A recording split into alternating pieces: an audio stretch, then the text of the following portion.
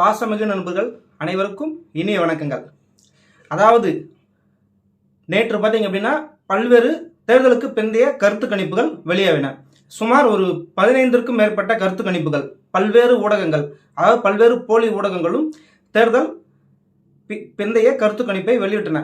இதில் பார்த்தீங்க அப்படின்னா பல்வேறு வகையான கருத்து வந்தது. இதில் பார்த்தீங்க அப்படின்னா ஒரு சில நியாயமாக இருக்கிற கருத்து கணிப்பு நிறுவனங்கள் பார்த்தனா அண்ணா திராவிட முன்னேற்ற கழகம் ஆட்சி அமைக்கும், திராவிட முன்னேற்ற கழகம் எதிர்கட்சியாக வரும் எனவும், தாவேகா மற்றும் நாம் தமிழர் சில எண்ணிக்கையிலான சீட்களை பெறும் என்றும் சொன்னன. ஆனால் இன்று கூட சில தேர்தலுக்கு பிந்தைய கருத்து கணிப்புகள் வந்தன.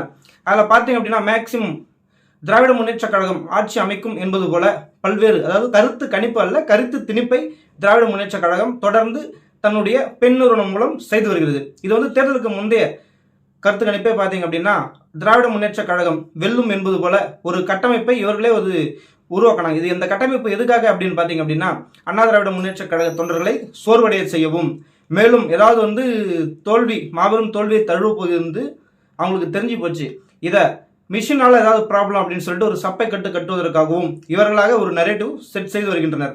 அதாவது தமிழகத்தை இந்த 5 ஆண்டு காலம் ஆண்டவர்கள் எந்த ஒரு நலத்திட்டங்களும் சீராக செய்யாமல் கேடுகட்ட ஆட்சியை நடத்திவிட்டு எப்படி மீண்டும் ஆட்சிக்கு வர முடியும் என்று தெரியவே இல்லை. மக்கள் மிகவும் தெளிவாக உள்ளனர். அண்ணா திராவிட முன்னேற்ற கழக தலைமையிலான தேசிய ஜனநாயக கூட்டணியை ஆட்சியில் அமர்த்துவதற்கு, அதாவது புரட்சி தமிழரான எடப்பாடி அவர்களை ஆட்சியில் அமர்த்துவதற்கு அனைத்து தரப்பு மக்களும் அதற்கான தேர்தல் வாக்குகளை அளித்து விட்டார்கள். முடிவிற்காக இன்னும் சில நாட்கள் நாம் காத்து கொண்டிருக்கிறோம்.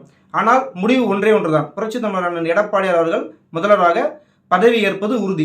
இந்த கருத்து கணிப்பு என்ற பெயரில் சில கருத்து திணிப்புகளை ஏற்படுத்தி நரேட்டிவ் செட் செய்து வரும் திமுகவின் தகுதிகளை அண்ணா திராவிட முன்னேற்ற கழக தொண்டனாக உங்களுக்கு தெளிவுபடுத்துவதில் மிக மகிழ்ச்சி அடைகிறேன். ஆகவே அண்ணா திராவிட முன்னேற்ற கழக தொண்டர்களே, எதற்கும் சோர்ந்து போகாமல் நாம் வாக்கு எண்ணிக்கையில் கவனம் செலுத்துவோம். வாக்கு எண்ணிக்கையில் மிகவும் கவனமாக, திராவிட முன்னேற்ற கழகம் எந்த எல்லைக்கு வேண்டுமானாலும் செல்லலாம், மிகவும் கவனமாக வாக்கு எண்ணிக்கை முடிந்து, அதாவது வெற்றி சான்றிதழ் வாங்கும் வரை மிகவும் கவனமாக நாம் இந்த தேர்தல் முடிவை கையாளுவோம். ஆகவே ஒன்றே ஒன்றுதான் உங்களுக்கு சொல்லிக் கொள்வதனால், அண்ணா திராவிட முன்னேற்ற கழகம் வெல்வது உறுதி.